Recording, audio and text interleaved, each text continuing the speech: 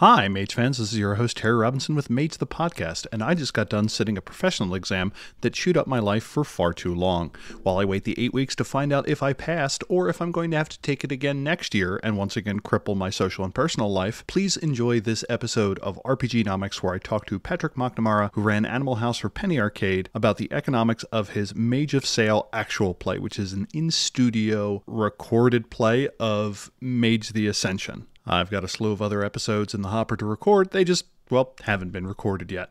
Please also note that after the credits, there are some beefy outtakes. If you found the discussion of RPG economics to be interested, RPGnomics is part of Pain in the Dice, which is available at paininthedice.com or in the show notes. Otherwise, I'm pleased to announce the next patron text, Realms Uncharted, Shallow Sea and Breakwater Palace, about a massive shared dream domain, is entering editing, and I hope to have that out to our executive producers in the next few weeks, and then on the Storyteller Vault for everyone else thereafter. After that is Every Shrine a Workshop on a technomantic craft I started far too long ago. Episode-wise, coming up, we have a discussion on magic as language and language as magic, the history of control in Charge of the Technocracy, and a discussion of some really, really powerful entities in WoD. And with that, on with the show. Welcome to RPGnomics, an exploration of the business behind the games we love. My name's Terry Robinson, and I'll be your host today for an interview with Patrick McNamara on the economics of getting a actual play up and running. Patrick is the proprietor and producer from Dog Food Studios and has vast experience about how to get RPGs from an table to your eyeball. Patrick, how you doing? I'm not doing too badly. It's nice to be described as having vast experience in something. I suppose I do have a little bit of experience. That felt good in my soul. Like, oh, I have experience of something. That's nice. I am here to lift you up before we talk numbers, which will drag you down. Unless it's doing well, in which case, awesome. So what got you to have the idea of, I am going to play an game and I will make it look good and then money from it? Well, that's an interesting one. So my background, for people who don't know, is I used to work at a company called Penny Arcade, who put on actual plays for them. So I did a couple of live actual plays. And then, of course, COVID hit and everyone transitioned to Zoom. One of the reasons why I really wanted to do a live actual play, as in having everyone around a table in the same room, is that there has been such an explosion in Zoom games that it's very, very difficult to stand out. Even if you're playing a game like Mage, which is perhaps a little bit more obscure. It's not played as often as, say, I say it, Vampire or Dungeons and Dragons, certainly. So I think it would be great if we started convincing people that ever since it was taken over by the Swedes, it's now pronounced Vampire or something like that. Yeah, I think it should be. It's Vampire. It's friendlier apart from anything else, and that's where the brand is heading. Is like it's a friendlier game. So yeah, Vampire. It's Vampire the Masquerade. Yeah, that's how you do it. So there was the kind of thing where I left Penny Arcade and I decided to set up my own studio and do my own games. And the first thought was, if you want to stand out, the way you stand out is probably by doing it live in a room with people. There are, of course, other ways to stand. Like, for instance, I have to shout out Michaela Sims is breaking new ground with Zoom games in a game of Mage the Ascension. And I'm glad that I did not choose to do a Zoom game because she is so much better at it than me. So Michaela Sims do you remember when Wendy's put out an RPG like 2 or 3 years ago? I do remember that, yeah. And the Wendy's RPG, the thing that was infuriating about it was done by like an intern over the course of 3 months. And it looked better than 60% of games that have ever been produced. Oh, yeah. And the person got $0. And Michaela knows what she's doing as far as being a storyteller. But I remember like, oh, yours looks great. What skill set did you bring into this? And Michaela's like, nothing. I knew nothing. I learned everything myself. I did it with metal and brawn. And I'm like, oh, okay. That's the bar we're setting. Literally do anything and you will be better than most people, which is terrifying. That's one of the things that I learned very quickly. As someone who's like, I did 4 or 5 actual plays, I think, previously in my life, but I always had a team.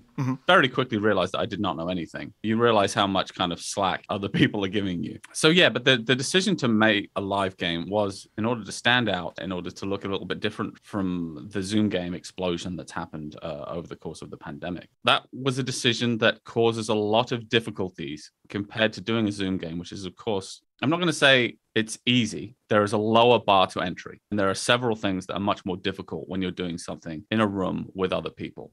In fact, it's like a force multiplier in terms both of the expense of the project and the difficulty of it. So the thing, though, that the live game brings to me is the ability to talk on top of people, which happens in the real world, especially in tense scenarios, as opposed to people politely waiting. Ombligo del Diablo, I commend them for either being recording in person, being very good at editing together, or having the sublime ability to have a conversation with someone else with a quarter-second delay and talk on top of each other well. Yeah. I did my first live episode of Mage the Podcast where there were two people in my living room, and I will summarize the episode as us going, another person! Fuck COVID! Another person! Oh, so absolutely. There was a certain energy that we had to it. One of the things that you discover very quickly when you start recording in the same room is that when you're recording remotely, you're not all appearing on each other's microphones. I managed to set up two of the microphones so that it was like a perfect half wave, like offset a half cycle from the microphone next to me. So I would cancel myself out. Oh, yeah. Somehow. Phase cancellation. That's one of those things that will have you absolutely tearing your hair out when you're doing audio. Yeah. There's a lot of different challenges like that. Audio is the big one. You're no longer isolated. You're sitting next to people.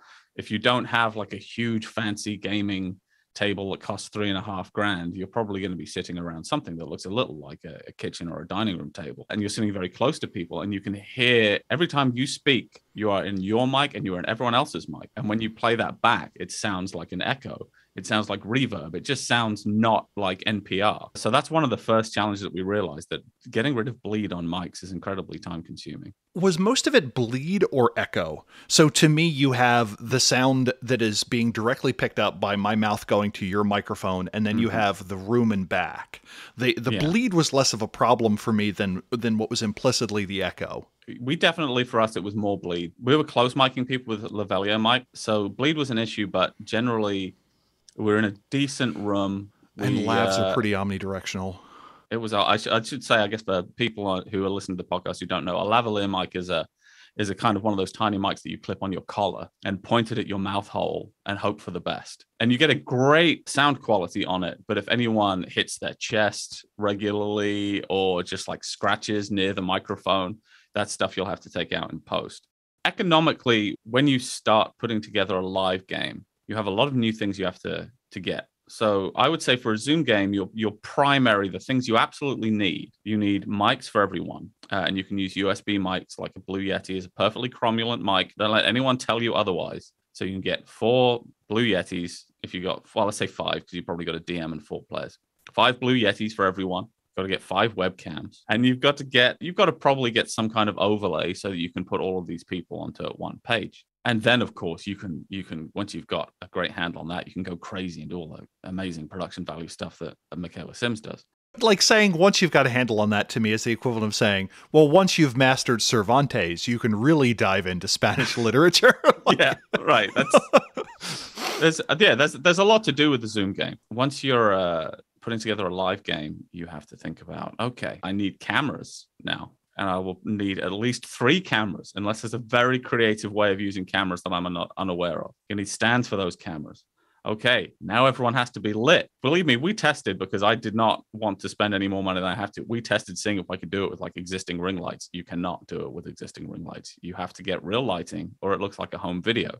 So when you say real lighting, I did wedding photography for a while, so I assumed you had a key fill and then maybe a rim. Did you also have like hair light or a kick light or anything like that? What is your lighting setup, I guess? We actually have, you certainly know more about lighting than me, because I'm very much learning on the job. I was very, very lucky to have an acquaintance of mine helped me out a lot with lighting, who just loves doing lights, gave me out a full lighting plot. So we have 4 stands with 3 LED lamps on them on each corner. So everyone is front lit and back lit. And then we lit the set. We actually use Chauvet DJ lights, which are intended to make your wedding DJ set look amazing. And we have those lighting the set so that there's separation between the background and the players. And just that on its own is a good bit of money. But yeah, so you're going to have to make sure everyone's lit, everyone looks great. Then you're going to have to get microphones. We went with lavalier microphones. Here's my pro tip, by the way, for anyone who is filming anything.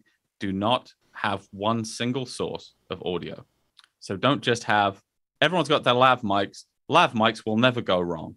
Lav mics will definitely go wrong. They can sense fear. Oh, yes, absolutely. They know when there's no backup. So we put shotgun mic, which is a long condenser microphone that is good at sort of getting sound from a fairly long range. Ideally, you could put them on what's called a boom, which is a big crane arm. And that is useful not only for emergency audio, but also for syncing everything up in post-production. Are you recording the lav mics to a central source, or are they all going to like a podcaster Rode or something like that? We get the lav mics are going straight into an audio interface, which is another issue because if you have 5 players, which is a perfectly normal amount of players, there's not all that many standard audio interfaces that will record 5 people.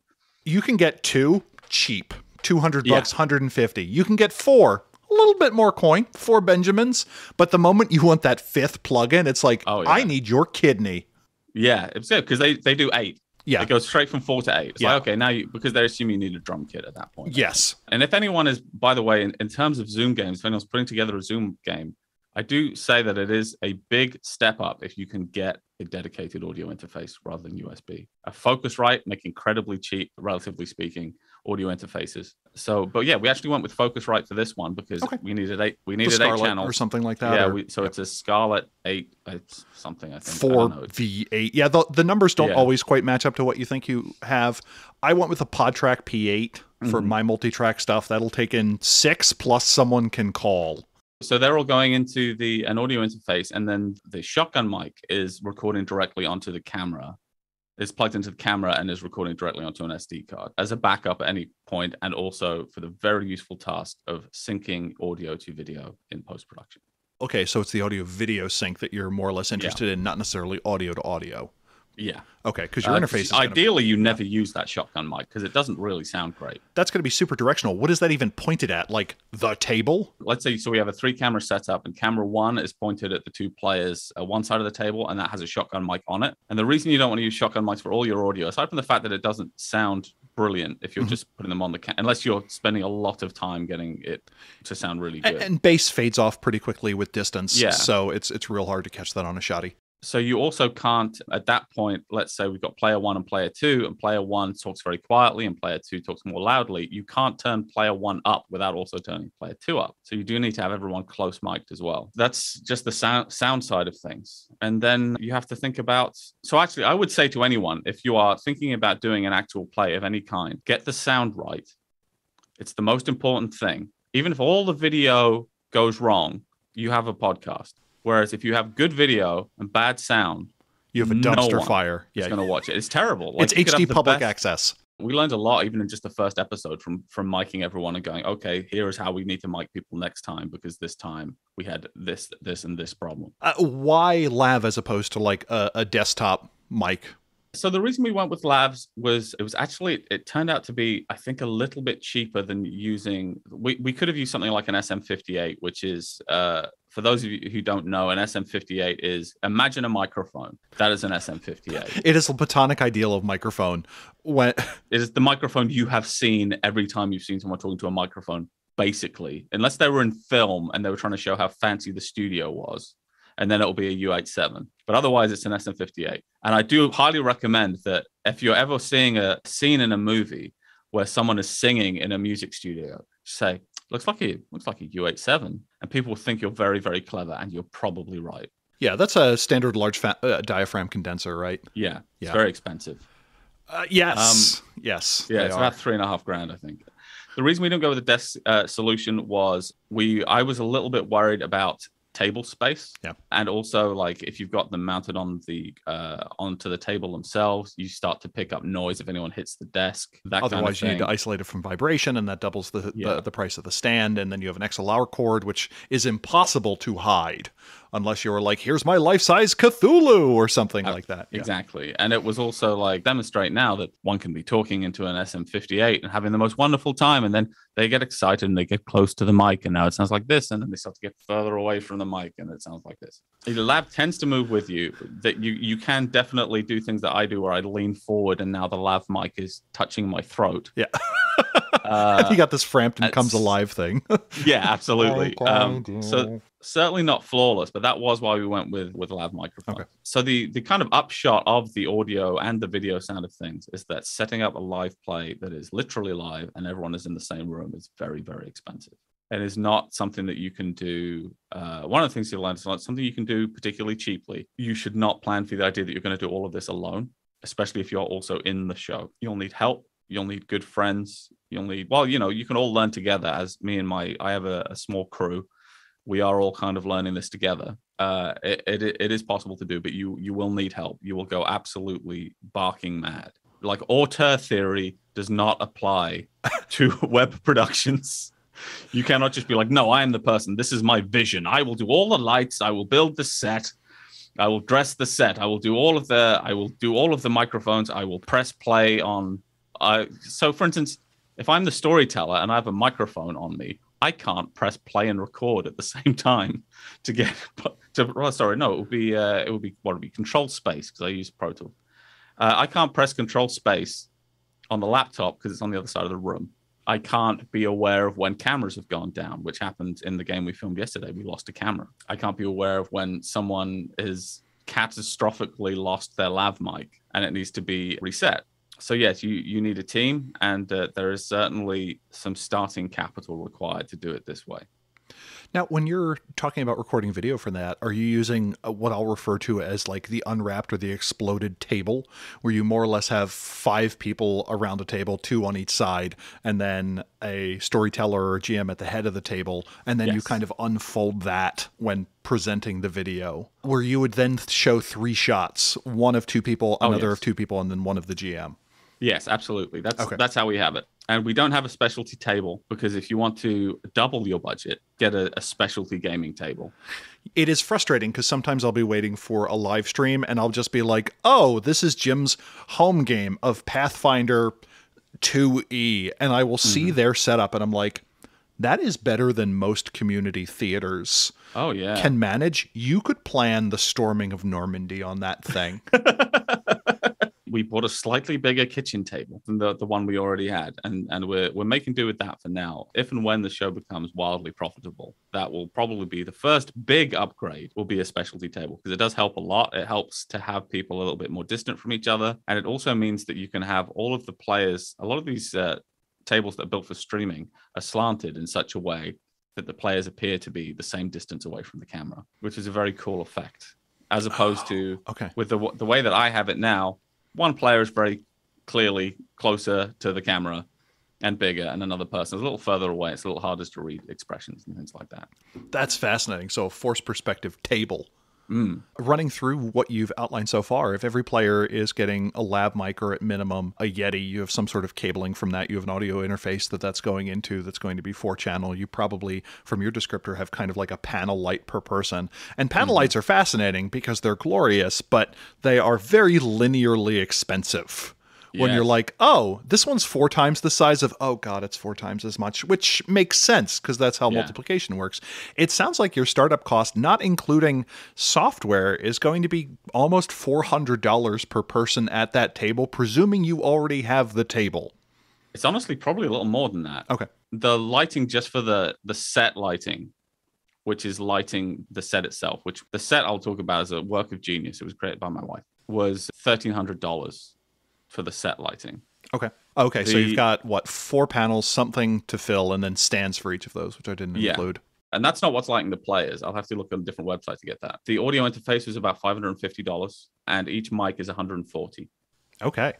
That's without shotgun mics, because each of these shotgun mics, which because you've got belt and suspenders. So take that number I said earlier and multiply it by 2.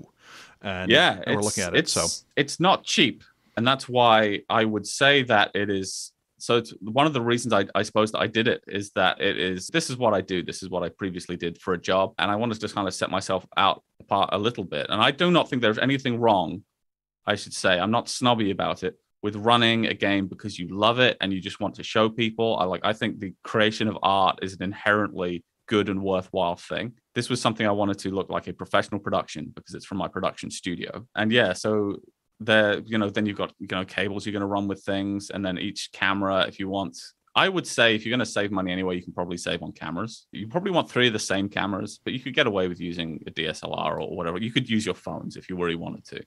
As long as 3 of you have probably the same phone and you can put it on a stand, you could record perfectly cromulently with that. Especially with that kind of lighting setup. Yeah. Like, the better your lighting, the more room you have with the cameras. Yes, that's actually the thing I think is that lighting is probably the single most important thing. And I can bring an example of a previous project I did, which I won't name because it's at my previous employers. But we actually halfway through, we realized something wasn't working right. Like, this doesn't look as good as we want, and we got a lighting expert in, and it looked as though we had doubled the budget of the show. Is that one of those things that is surprisingly cheap or surprisingly expensive? So the lighting expert... That feels like one of those things where you could be like, yeah, it was $35 and she really helped us. And at the same time, you could be like, it cost $1,100 for a 9-minute consultation. And I'd be like, oh yeah, perfect. I would say it's somewhere in the middle. A lot of people, I was very lucky. So I'll get into some of the ethics of this, actually. If you're doing this as a professional production and you are at some point going to be trying to get money from it, you should offer to pay every single person that you deal with. I believe that very strongly. Some people will say no because they like you or because they enjoy doing it. They'll just say, oh, you don't need to pay me. And I think that is very kind of them. It is very helpful. I'm very glad they did it. I believe very strongly that is not something that you should take advantage of. But I would say if you're going to have a lighting consultation with someone, that you should probably look on spending about $500 on that. And when we did that on a previous project, that did not involve improving the lighting by that much, did not involve buying any more lights. That was looking at the set and saying, what lights do you have? Standing around going, moving stuff around, and all of a sudden everything looks fantastic. So lighting is the real thing that makes your production look fantastic. And then, of course, you have to decide, you have to have a decent sized room, ideally. A decent sized and square room is best for audio. We did not have a sufficient room. Like, I don't have a good nerd room. So for the podcast, I'm looking at Terry's nerd room, I believe, right now, which has every single RPG book that has ever been written. Well, I mean, you're only seeing 2 out of the 3 shelves. So. Yes, sorry. Now I now realize that there are also part of Cinch's library is there, and several unwritten RPG books. Yet to be, yes. Yeah, books that yet to be are also there. I don't have a good nerd room like that. So a lot of people have a great room that they can go in. You see all their cool collectibles in the background and their books and things like that. Just the Wheel of Time series over and over again next to each other. Yeah, absolutely. We filmed this in my kitchen. The way we dealt with that was, and I take no credit for this, all of the production design was done by my wife and my brother-in-law. They bought big sheets of bamboo fencing, and hung them on hooks from the ceiling. So it looks as though we're on a pirate ship because it's a pirate-themed game. And then we bought a ship's helm. I think that came from Etsy. That was a Christmas gift, and put that behind the DM for more nautical flavor. And then you put some plants around and stuff like that. You'll be surprised what you can do by just kind of putting stuff together and being creative about it with the set. But that is also a consideration. If you already have a room that looks great, use the room that looks great. I did not have access to that. We created a set, and I honestly think it looks great. So we've established the place, we've established the sound, and it sounds like all of the durable goods have kind of been established, starting with the presumption that you already have Pro Tools, Ableton, Audacity, Audition, whatever. Are there any other big dumb objects that are required by your reckoning? Oh, you'll need a lot of dice. That's one of the big ones that I think is actually really easy to overlook until the players are on their way and you go, oh, we don't have enough D10s. We were actually able to, a friend of mine is creating custom dice. That's nice. For a very reasonable rate. You will need dice. That's the big one. Hopefully there's a lot of accoutrement that most storytellers have, such as a storyteller screen, etc.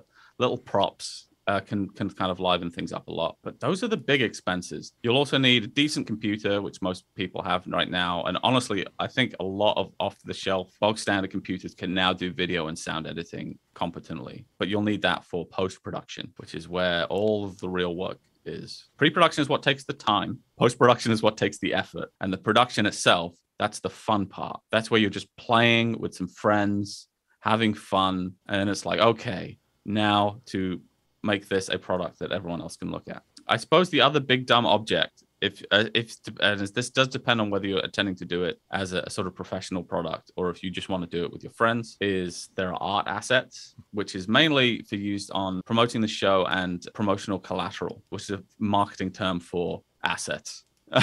You'll need great art of the characters because that really brings people in. And definitely bear in mind that this is probably the first time people are going to hear about your show, is they're going to see a tweet or they're going to see a Facebook post or something, and it's going to have a picture of some characters on it. I really prefer, personally, having character art as opposed to having headshots. But that's just my taste. A lot of people use headshots, and I'm not saying that's anything wrong. For anyone who doesn't know, the difference with this is whether you're showing the player themselves having had like a nice photo taken, or whether you're showing art of the characters. I prefer art of the characters because that draws me in more. Once you follow one streamer on Twitter, they're like, it's them. They're like, this is me as DJ Bust-A-Lot. This is me as a half Tuareg gnome raider. And you're like, how do they have the Tuaregs in that world? Doesn't make any... Like, here's me as an Asimar prostitute. And then below that, you're like, this is my cyborg. And they're like, they're all the same. That's just you. Only Jeff Goldblum gets to do that. So it's so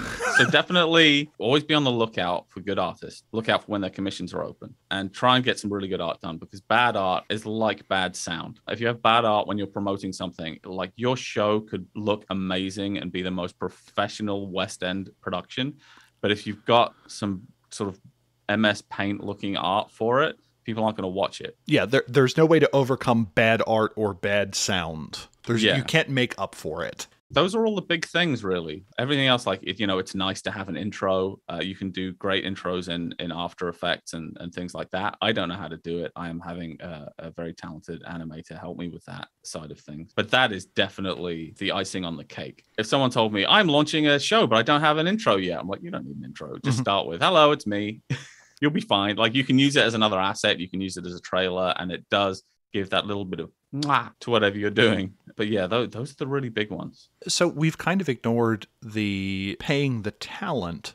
So in your business model, there's no way to get microphones on a percentage of commission basis. But people and friends and the dumb will agree to work for free or nearly free if there is a notional future payoff. So walking into this, you plunk down, based on what you outlined, $5,000 on stuff. Now, that is useful. Some of that is recoverable. The webcam I use is my backup camera when I'm shooting something. So it is my spare DSLR.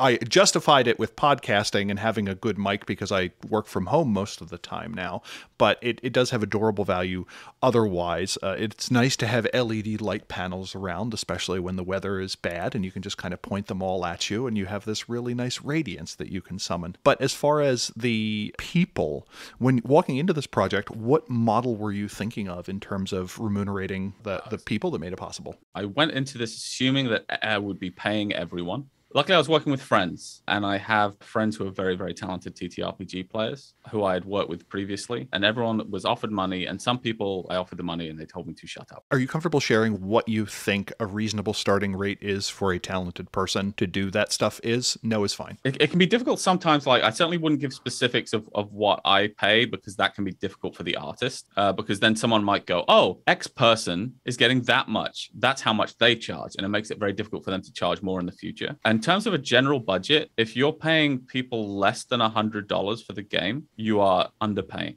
Yeah. And I think Michaela mentioned specifically that she's targeting 200 per person because that's scale. Yeah, that's a really good rate. Like, most people would be very happy with 200 per person. One of the things that I agreed to was that when we talk about pay is that anyone who said to me, actually, I don't want any money from this, I said to them, you can change your mind at any point. And one of the things that I am most hot on, and I want to, if I impress one thing upon people, it's this: everyone, you should try and your best to pay them, even if you think they won't let you. It's very, very important not to take advantage of people's kindness. But yes, so one of the things will definitely be, as soon as this show is profitable, the first thing that's happening is that people are having money stuffed into their pockets, whether they like it or not. With things mostly being sunk expenses for material cost and the rest being variable costs for labor, what to you means profitable? So profitable for me would mean that that's a good question. So right now, the show is not really launched. So my Patreon is essentially some people who are big supporters of mine who are just like, we want to make this show happen. We're giving you some money. And currently it's basically paying for the catering. So everyone can get fed. Profitable for me would mean getting to the point where I could afford to pay everyone without losing money. I see it profitable as covering the running costs of paying talent. Probably the real break-even point, I would say, where I was paying everyone an amount that I was comfortable with, including crew, would probably be about $1,500 per session. That's quite a lot, but that would be me considering that I want everyone to feel well financially compensated for it. That isn't the minimum you can get away with. That's what I would kind of consider profitable. And then anything else after that point is going to paying off the sunken costs, and it's paying me for my time. So in this thing, you are paying yourself last. Yes, absolutely. I really believe pretty strongly in that, because I'm the business owner. I take on all the expenses. That's my responsibility. So everyone gets paid, and then I go from whatever's left. Part of the idea of this is that every show you do is both a show in itself, and so I'm going to get into some marketing speak. Everything you put out exists somewhere in the terms of what's called a marketing funnel, where at the beginning, at the top of the funnel, the widest part of it, someone is just aware that Patrick McNamara exists. So that might even be something like doing a podcast interview. It's like someone goes, oh, Patrick McNamara exists. He plays RPGs.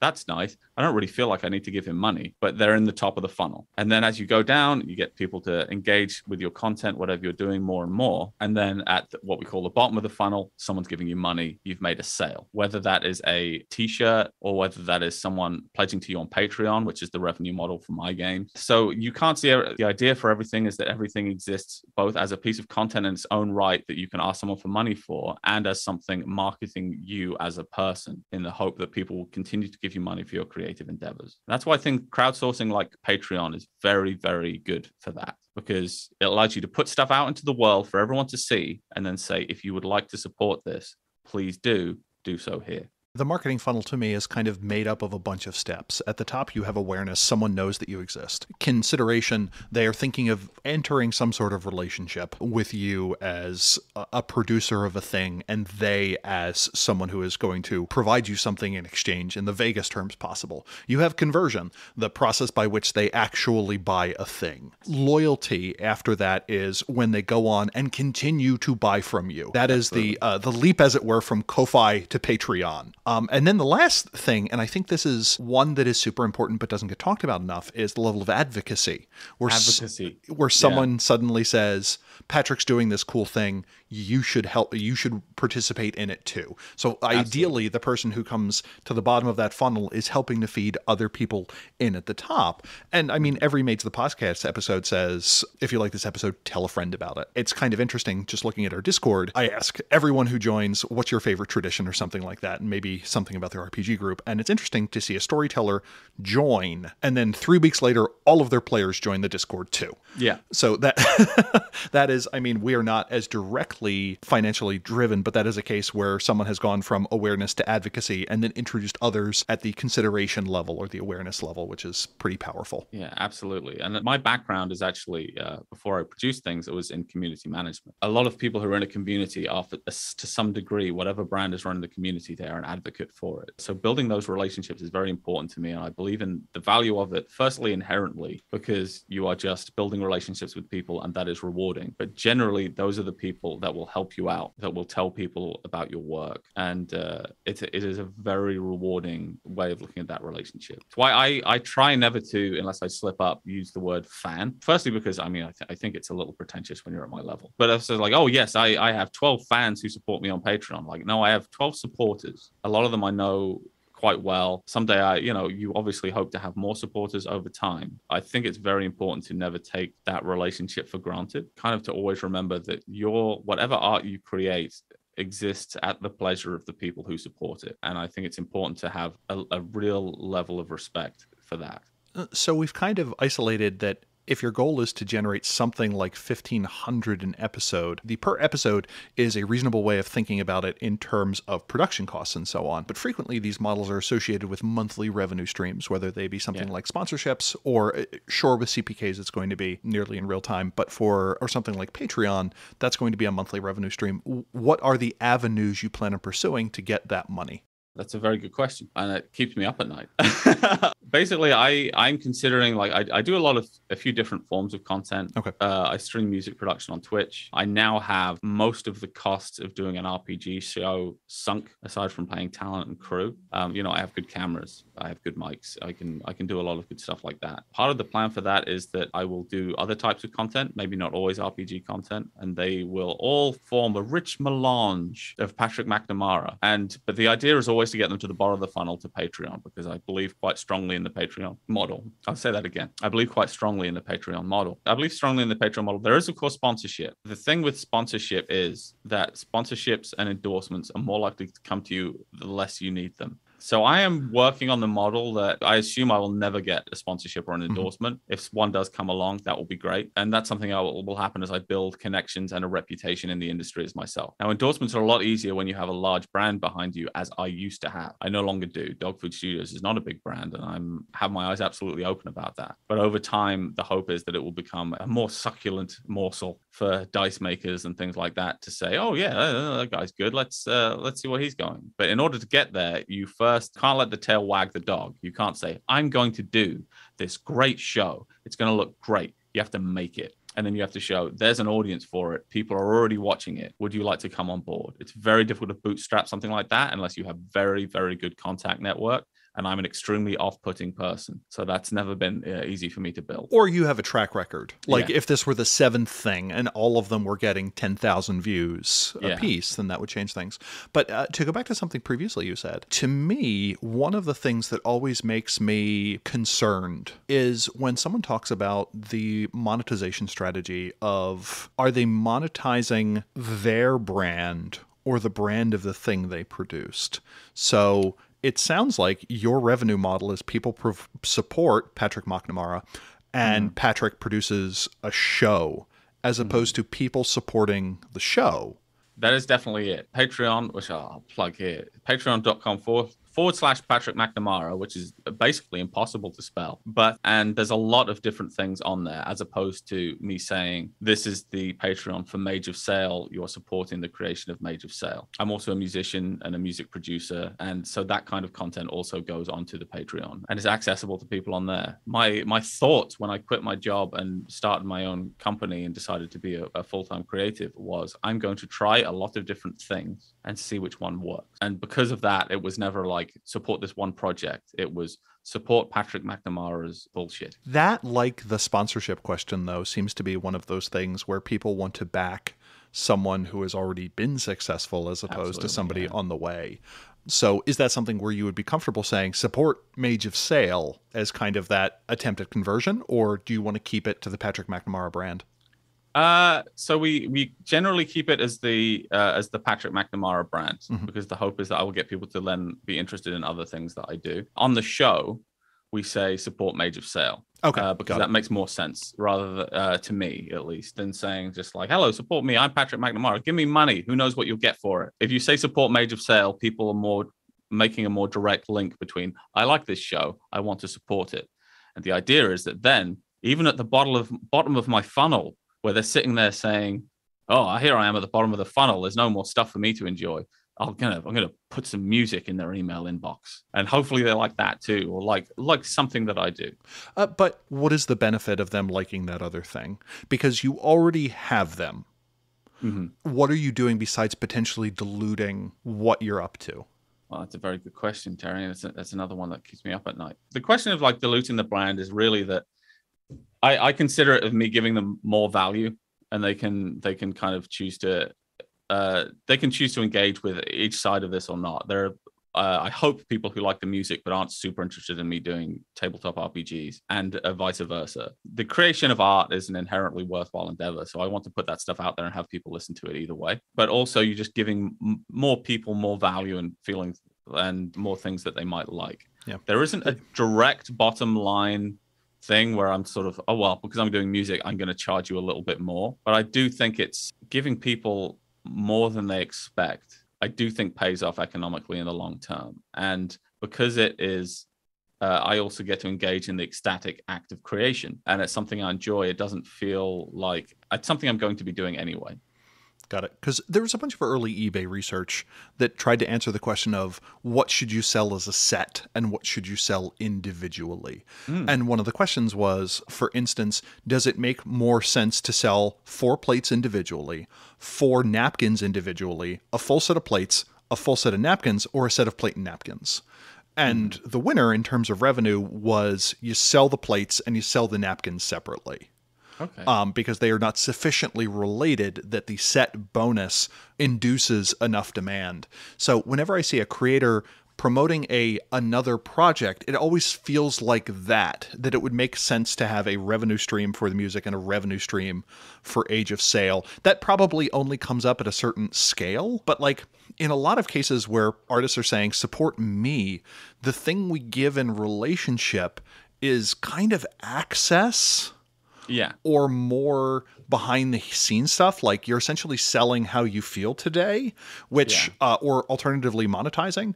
And that to me is something that I find a little bit fascinating because the people who yield revenue from that, it seems to be a weird mix of people who thrive from sharing that, people who are indifferent from it, or people for whom sharing that is another avenue of, for lack of a better term, artistic depletion, where it does take something out of them to do that. And the more I spend time with creators who have attempted to monetize in that way as being a personality, that is kind of the downside or the additional thing that is creating marginal revenue. So I love talking about my work. Okay. Which is very different from, I remember hearing the singer from a band called The Darkness, Justin Hawkins, talking recently. He says, no one learns to play guitar because they want to do interviews with music journalists. I love doing interviews. I think it's great. So part of the thing about that, of the idea of that people get kind of access to me talking about my work and my thought process and things like that is something I genuinely enjoy. And I think when we talk about the creative depletion, which is definitely a real thing, some of that stuff, actually talking about my process, is part of what recharges me. So I do enjoy part of that. But I think you've raised a very good question that anyone who is thinking of doing what I'm doing should think about. I think it's a very good question. And I'm glad you asked me it because it's going to give me some thought, I think, in the future. There may come a time where I'm losing Patreon subscribers because I keep emailing them the song I did this month. And at that point, we will change the Patreon name to Mage of Sail. And I will make a smaller Patreon for people who just want the music. There is the difficulty, certainly at my level, of diluting your brand and kind of trying to chase 2 rabbits at once. But yeah, it's definitely interesting in terms of like, we're still in an era where a lot, like Patreon especially, do a lot of different research on what makes a successful Patreon. But it's still the Wild West a little bit. No one's really sure. Same with Twitch. There's always an element of alchemy to it. I would say that the thing that I hope or endeavor to be is flexible. And part of when I started this and I said, I'm going to see what works, was I'm going to see what doesn't work. We're not at that point yet. We're at the point right now where the brand of Patrick McNamara, small as it is more potent than the brand of the game. And the Patreon has existed for a full year or so as just a source of people basically tipping me for my Twitch streams where I make money, where I make music. So this is a little bit of a shift in itself.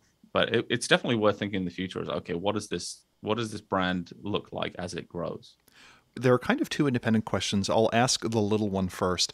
At all, are you hoping that this is more to get your name out there, as Patrick McNamara is Modifius has a new game, or Fria Liga has a new game, and they want to do a well-produced, but maybe not blockbuster, actual play that is a cut above the rest? Are you hoping that this can act as a demo reel for that as a type of revenue opportunity? Absolutely. Okay. That is definitely the plan, is that at some point, I'll have a good catalog of things where I can say, hey, look, we did this great show that millions of people watch every day.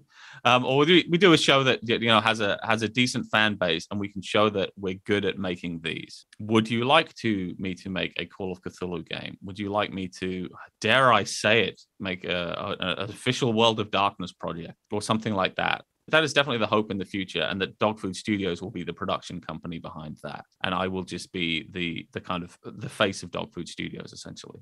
My other question is, when you are thinking of other ways of monetizing it. What are your thoughts? You made reference to merch earlier, but are you walking in with any thoughts in terms of this is something that I can exchange with an enthusiast to get money? Merch is an interesting one. There's a real danger with merch of making ego merch, which is, I'm so cool. Look at me. I have T-shirts that have Mage of Sale on them, and then no one buys them. And that's less of an issue now with things like Teespring, where you can print on demand. But I do think it's possible to put the cart before the horse. I would eventually like to sell merch, because selling merch, and especially like having merch with your brand on it and your show, and seeing other people wear that, is a very, very rewarding experience. So I would like to sell merch, but I think I'm going to steal a phrase from one of my players, the very talented merch expert, Lydia Piper, who always told me that your merch is another way of communicating with your audience. It's a way of keeping that relationship going.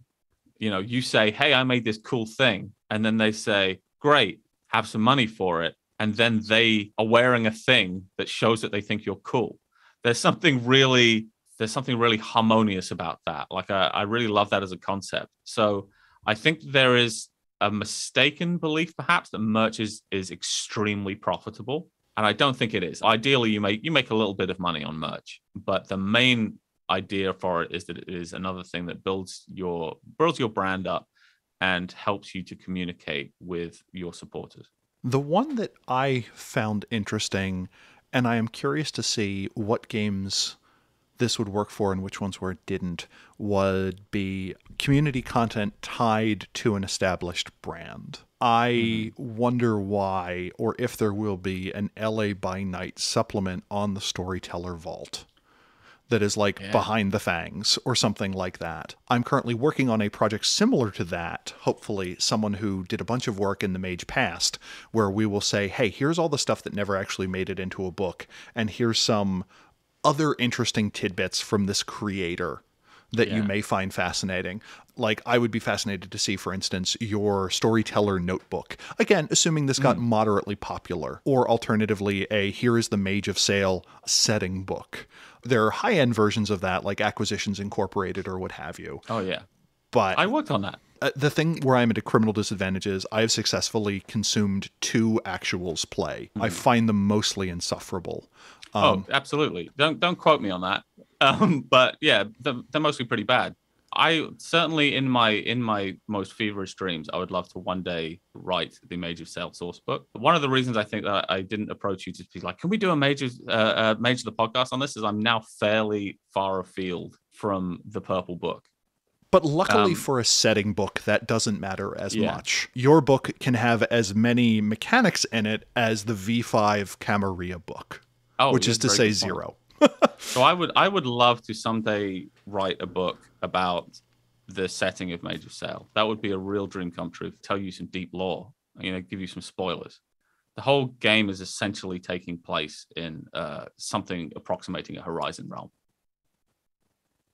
Yeah, it's because, well, I mean, part of it was that, like, it's set into sort of 1860s at the end of the Mage of Sale, and you're getting into extremely dicey territory when you start sailing around the Caribbean. Or anywhere that has real, like, if you want to have those kind of, and there's strong themes of things like colonialism in there, but I thought, I want this to be on my own setting, and in the world of darkness, that doesn't really exist. But this is Mage, and a wizard did it. So...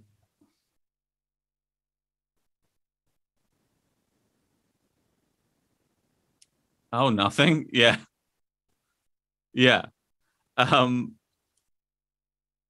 It's like the problem they had with, like, sending Captain America back in time at the end of the Avengers, is that he went back in time and let Martin Luther King get shot. Like, well, that's I don't know. It seems like I don't know. I don't know what I'd have done if I was Captain America, but yeah, so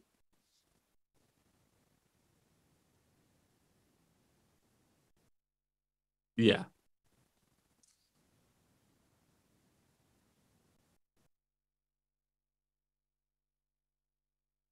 Yeah. No worries. No, yeah, sure, absolutely. I also don't want the big spoiler of, like, what. So my setting is called the Unconquered Isles, And while they're very magical, I don't maybe want to tip my hand as to what they are quite yet.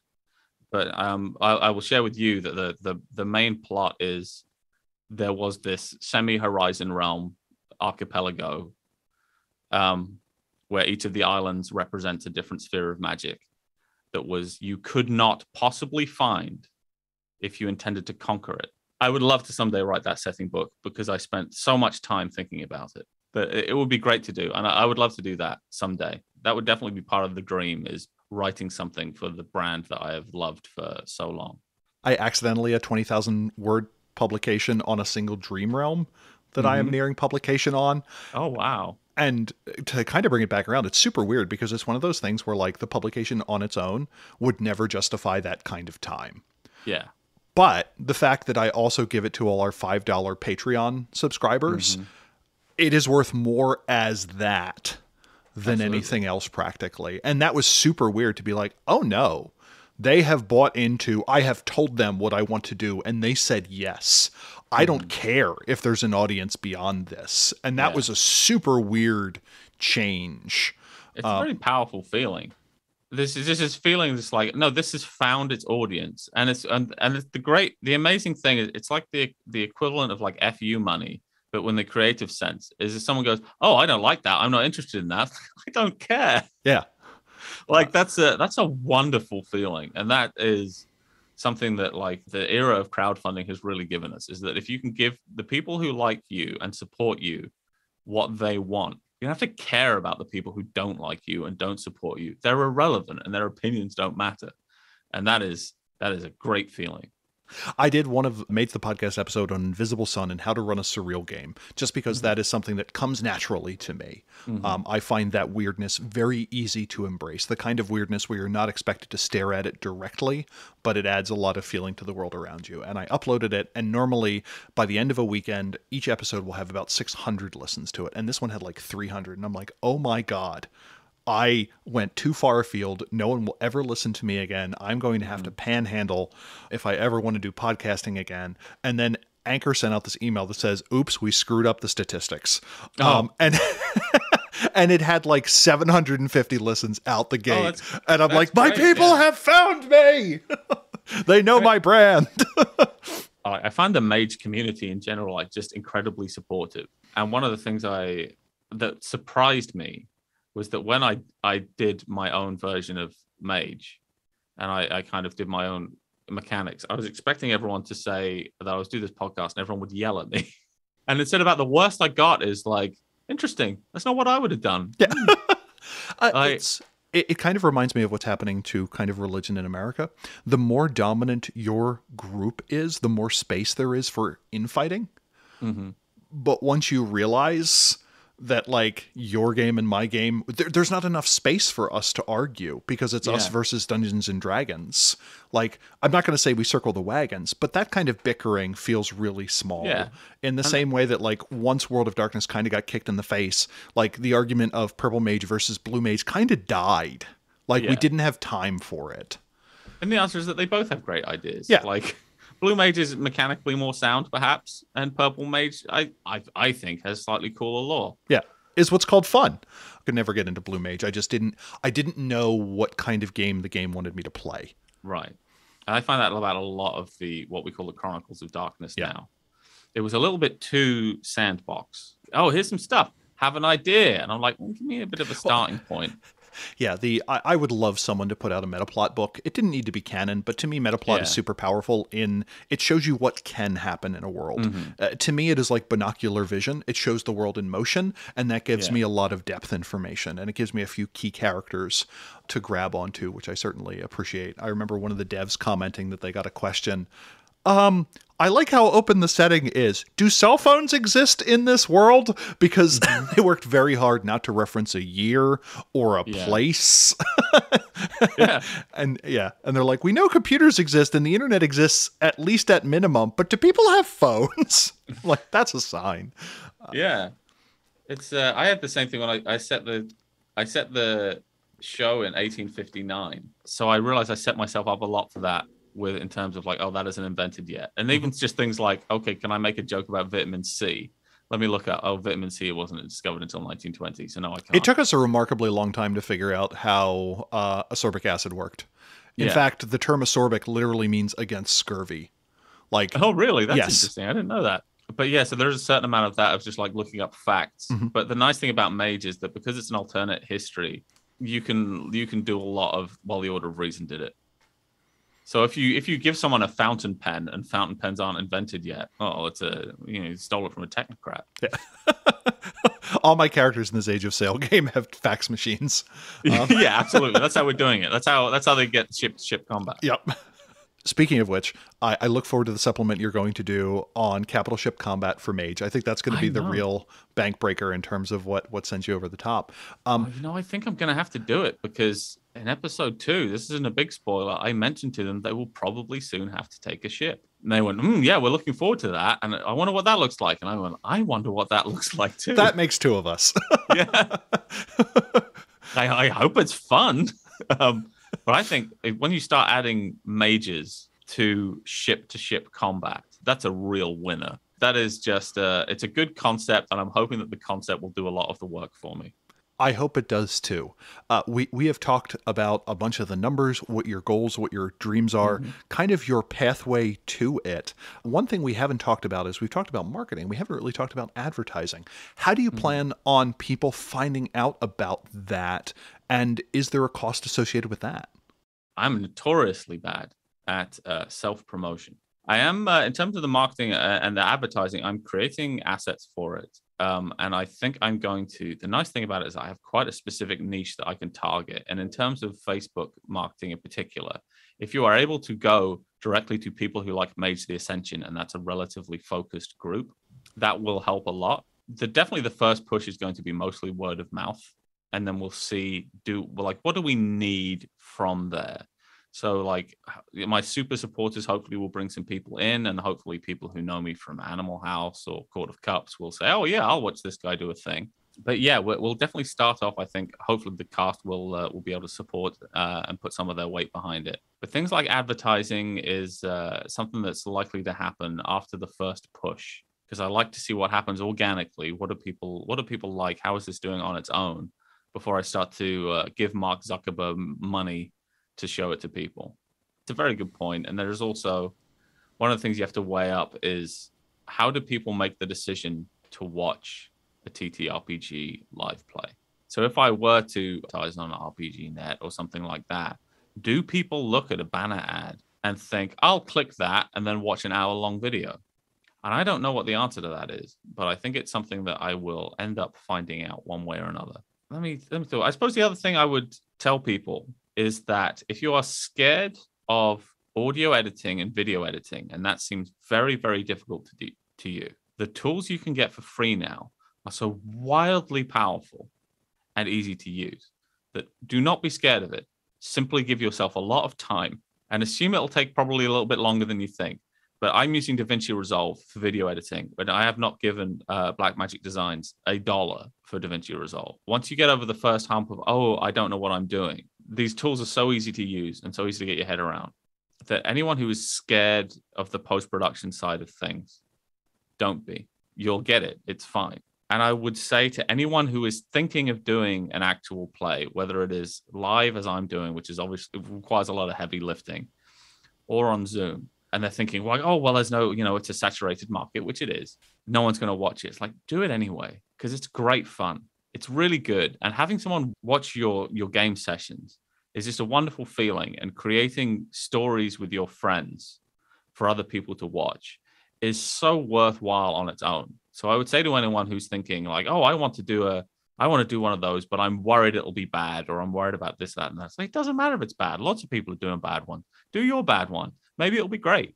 I'm sure you'll bring something to it that no one else can. And that's what creating art is all about, in my opinion.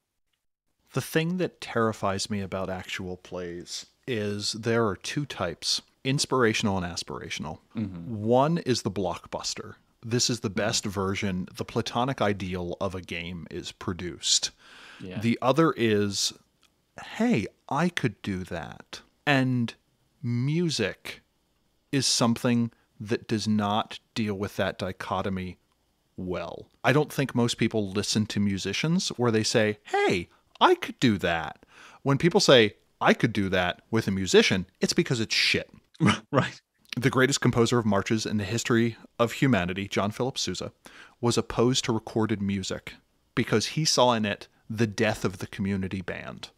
Mm-hmm. Prior to a certain point, if you wanted music, you had to help produce it or you had to go somewhere to see it, and that was hard.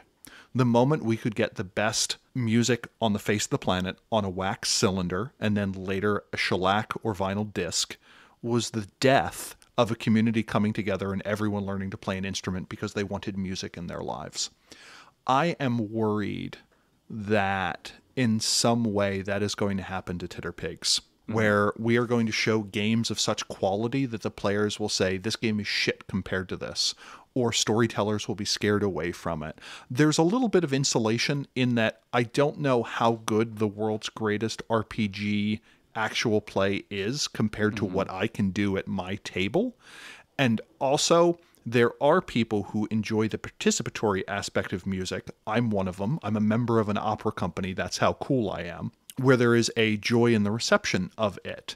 For me, my spouse gets almost all of her enjoyment from the consumption of music, where I enjoy music, but it is really something else when I get to participate in its making. Oh, yeah. And I am hoping, though, that for games, that the enjoyment of participating in most people who would game at all far drowns out the enjoyment in engaging with a fictional world that someone else had created. I'm really hoping that the drive to do it yourself is such that actual plays are bringing in more people who sit down and throw dice and tell stories with friends that are meaningful to them than those who say, oh, I could never run a game. I'll just watch someone else's. That's something that I could go on for a long time about. I'm sure you're aware of the idea of the Matt Mercer effect, which is that Matt Mercer, who is obviously the preeminent dungeon master in the world, has an effect where people will say that is the right way of doing it. And if they don't think they can do what Matt Mercer does, they will simply not try. And there's also the fear that, and I don't know if this actually happens very often, it's just something people think will happen, is that you will run a game and someone will say, that's not how Matt Mercer would do it. You're doing it wrong. You're letting everyone down. I don't know if players really say that or if storytellers fear it. And one of the quotes that I think is really fantastic is that Ravel, the composer, once spoke to Gershwin and told him that he wanted to be just like him. And Gershwin said, why be the second-rate Gershwin when you can be a first-rate Ravel? And I think that that is a really important lesson for anyone who's thinking, I'm not good enough to do this. I'm not good enough to play a game with my friends and be the DM or be the storyteller, is that you can bring something to your friends' lives that no one else can. You can bring your singular creative vision and your way of running that game and your imagination. So don't worry about whether you are living up to someone else, because you can never be that person. Like, I can never play guitar like Guthrie Govan because only Guthrie Govan can, but he can't play guitar like Patrick McNamara. He probably could. He's a genius. He doesn't have the same creative light that I have, because none of us do. None of us have the same creativity as someone else. And if there's one thing I get people to listen to me before I die, it's that your creativity, everyone's creativity, is inherently worthwhile. Even if it's bad, doing it when it's bad is how you get to it being good. So that's my soapbox rant about why anyone listening to this who's thinking about running a game but is worried that they can't do it should definitely do it. I don't want to pick apart the inspiration of that, but I'm going to pick apart the inspiration of that. Okay. Because contemporaneously, we also have the rise of the professional storyteller, which is an implicit statement that people are either afraid of dungeon mastering, or the quality of dungeon master available is not present, or it is also could theoretically be the case that we have a new economic model and that there were latent player demand that persisted for a while. But just the fact that that now exists as a job suggests to me that players are willing to throw cash at making sure that they get a de minimis experience. It could also be a commentary on the value of free time, that no one wants to spend the time to be the person running it. But considering the sheer number of like completely fleshed out chronicles or campaigns that you can get, I don't know. Because the question is, do you have the ability to produce an experience that is good enough for your friends in a marketplace where what if you get together with your friends and just watch Critical Role and like provide color commentary on it or something like that. So I hope you are right, but to me, there are enough other evidentiary tracks that suggest that that may not be the case. I don't know, and I don't know how I evaluate my concern, but it is something in the back of my head as someone involved in community music and realizing that it is a absolute shadow of what it was at the beginning of the 20th century. Certainly on the music side of things, that's something that also keeps me up at night. But yeah, I have a very, very kind of rose-colored idea, I think, of what storytelling can be. And I do think that there is certainly a lot of fun to be had with your friends watching Critical Role or going to a professional dungeon master and getting them to run you through the Curse of Strahd. But I would love everyone to feel the feeling that I feel when I bring a premise, which is, as a storyteller, all I really do is bring a premise to my friends, and they create something that is different and better than I could have created on my own. And I would love everyone to know what that feels like. I think you're probably right that I'm a little optimistic about it. Or I might be a little pessimistic. I would love to know that people will try, or I would love to have some part in getting someone to say, you know what, I'm going to give it a go. I'm going to try and I'm going to be my group storyteller, or even I'm going to be the best player that I can be, and I'm going to be generous with my fellow players, and we're going to create something fantastic together. I really feel as if as people's time becomes more precious to them, the cost of screwing up is higher, and the runway to work out those kinks is shorter before people give it up. When I was a kid, I remember games where people were running Chronicles and 12 sessions before they got their legs underneath them. I don't know of any adult who would put that much time into something. So I wonder if there is a step zero that we need to provide. So to me, it's a case of you need to know the game exists. You need to know what you need to have for the game. You need to have a basic storytelling toolbox, because that is remarkably hard to put into a book. The number of RPGs where they say, what is an RPG? And it goes, find a nerd and have them tell you. Like, if you're not even willing to do that step zero, to me, I would close the book. Yeah, you're cutting off the audience. Sometimes it is, I will accept that when you get like one of my esoteric games, which is for 4 players and a horse, and it's about teaching a goldfish to read or something, like one of my indie zine games. I get that. I wonder what the market is for let us help people know how a story is told. Almost a pre-DM's guide. And I wonder if the growth of play requires steps now that it didn't need, maybe it didn't need before. And to me, maybe the solution is to be willing to run 200 one-shots at conventions and then coach people. I'm not quite sure. I mean, I would definitely go to a DM coaching service. I think that would be great. I don't know. I certainly wouldn't think that I could do it because I'm not experienced enough, but that's a very interesting concept. I'm glad you introduced it into my brain space. It is something that I was hoping would get pick up during COVID, because I don't think there's been enough innovation in terms of online conventions. I think in the same way that the first movies were just plays that were filmed, online conventions are offline conventions done on Zoom. And I don't think we've innovated enough. But that is a topic for another day, and I've chewed up a non-trivial portion of your time, Mr. McNamara. Well, no, it's always a pleasure, Terry. Thank you very much. Once more, where can we find out more about this project as it unfolds? And if we're interested in what else you're doing, where can we do that? So the best place to look at the moment is, if you're interested in that, is patreon.com/Patrick McNamara. But that's a very big ask. The other place to follow it is go ahead and follow twitter.com/dogfoodstudios, where when I believe Mage of Sail is ready for public consumption, that will be where you can find out about it. Awesome. Patrick, thank you so much for talking numbers with RPGnomics. No worries. I really appreciated it. This has been Mage the Podcast, where we recognize that the best part of any game is when you get to start using the capital ship combat rules. Our show is made possible by our executive producers, who include Buck Farmer, Oracle of the stalwart SM7 microphone; the crew of Erebus, Oracle of the slightly nicer SM8 microphone; Christopher Phillips, Oracle of shotgun microphones in general; Mikhail, Oracle of people overcompensating with an SM7B microphone; and Jay Widener, Oracle of the Shure M7, which is what I use, and whenever people see it, they go, yep, that's a microphone. In addition, we would like to thank our other executive producers: Alex, Andrews S., Andrew Edelstein, Anon, Berto, Blaze Hibbert, Boo, Boogers, Brad of the Blue, Bryce Perry, Chris B., Daniel Scribner, Dave Svensson, David Rowe, Dennis Osborne, Derek Semsick, Gargle Noir, George Lara, Guy Conan Stewart, Ia Bull, Jason Kennedy, Jason Vines, Jason W. Biggs, Jeff Bryn, Jenna F., John Magnuson, Josh H., Joshua Heath, Kathleen Halperin, Leslie Weatherstone, Matthew Prohl, Michael Creedle, Michael Parker, Morgan Aron, Nibero, Neil Patterson, Nikita Klamenov, Oliver Schindler, Patrick McNamara, Patrick Mulder, Puka G, Rachel Grace, Ralph Scheinhammer, Ricardo, Richard Bat Brewster, Robart the Robot, Rob H., Ryan Kendi, Samuel Tobin, Stephen Carton, Thrice Great, William Connolly, William Martin, and Zach Rules. Our EP shoutout is to Derek Semsick. I googled the name and found Denny Semsick, who is a local politician who ran for office in the PA 62nd District for Indiana County. And what do you find when you look up Indiana County in Wikipedia? Turns out not much. It was part of an early land dispute before the formation of the Mason-Dixon line. Additionally, its Wikipedia page lists the highways that go through it, as well as the fact that it does not meet the air standards set forth by the Clean Air Act and holds one of the dirtiest coal plants in the United States. Darn it, Indiana County, live up to the model of Derek. Also, Derek, thanks for your support, unless you're secretly a coal power plant. If you super liked this episode or super didn't, drop us a line at magethepodcast@gmail.com or at magethepodcast on Twitter. We have a hop-in Discord community at discord.me/magethepodcast. If you like us, please give us a review on the platform of your choosing or tell a friend about us.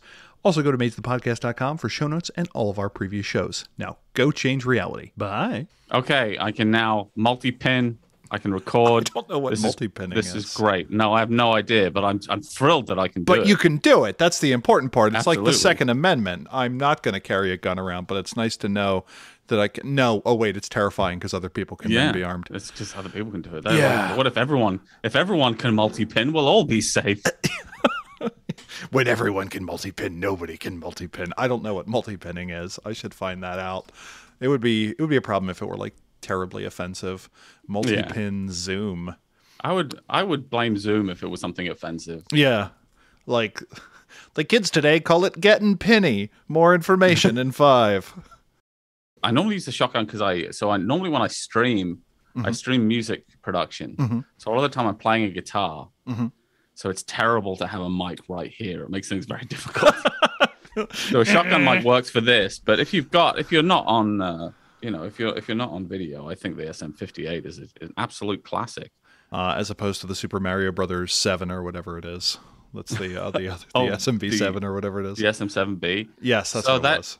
That tends to be. So I side-eye people a little bit sometimes if they have an SM7B. They're making up for something. Yeah, if it's not their job to do dialogue or vocals, because it's a great vocal mic as well. I'll get one day, but I'm a music producer. I always, especially if you're on Twitch, like, you're really noticing the presence boost from that. Yeah, that's going to make a huge difference by the time it's been re-encoded 4 times by Twitch. I don't know how you planned on what your kind of structure is like for RPGnomics, if it's different, if you have a lot of questions or if you prefer rambling or... Rambling is fine. I have a cultivated persona on Mage the Podcast that is a bit more inquisitive and no nonsense. RPGnomics does not have that restriction. I can be idiotic and adversarial. Okay. So I have a much wider emotional range. Your nom de web is that Patrick McNamara? Patrick McNamara of Dog Food Studios. Dog Food Studios. My company, yeah. I can't do the A the same way you can. It's so much classier than my A. It's fine. McNamara. The real one is like, as long as it's not McNamara. that's the front to a just and loving God. That's somebody trolling you.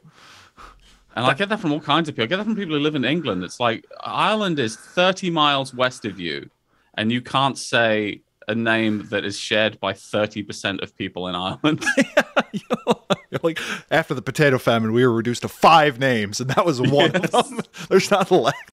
So I like the contrast, though, of you saying lavalier instead of lavalier, but then in the same sentence using the word mouthhole. So on average... that's probably because I lived in Montreal for a while, and while I didn't pick up much French, I did pick up a certain degree of pretension. Okay. Le mouthhole. Yeah, lavalier, Mike. I don't think that's right. I think it's actually just lavalier. Yeah, it's lavalier. But somewhere I just picked lavalier, up and I can't stop. It's terrible. It's like me saying arrête instead of arete when I'm playing Mage. I started saying Renaissance at some point, and I can't stop myself. Oh, it's very difficult. I feel, are we getting some clever lighting going on? Ooh. for the podcast, Terry just hit a button and some wonderful purple lighting appeared. I would like to do something video-esque at some point. You know the way some people are like, hey, if I'm going to work from home, I have to wear real pants. Otherwise, I'm not technically working in my head. I am like that whenever I am doing something that vaguely involves video. Oh, yeah, absolutely. So I was on some sort of stream a week or two ago where they're like, do you want to talk about Mage? And I'm like, do I? Put on your big boy pants. So I got to put on my Mage like Storyteller costume, which is basically just a vest with a thing that said Storyteller on it. And I had like a 9-point lighting system. And he's like, we're not showing your video. And I'm like, oh, aww, good. And like I took pictures and sent it to everyone. I'm like, look at me, I'm on a Twitch stream. And everyone's like, you done look pretty, Mr. Robinson. I'm like, thanks, Hank. So, but I thought, well, I don't have to put on my ring light and stuff because I'm not on camera. Terry will never shame me. I was doing the opposite. I was complimenting with how warmly illuminated you are now. Oh, that's nice. Yeah. I'm much more conscious now that I've started doing audio editing, giving someone a clean read. It's great when someone talks through a belch. Yes, and that's the side of quality. Like, Terry, it's good to be here today. Like, okay, that's not usable at all. Thank you. See, I feel like I learn everything every time we talk. But there both is, times. both times. 2 for 2, Bucker. 2 for 2.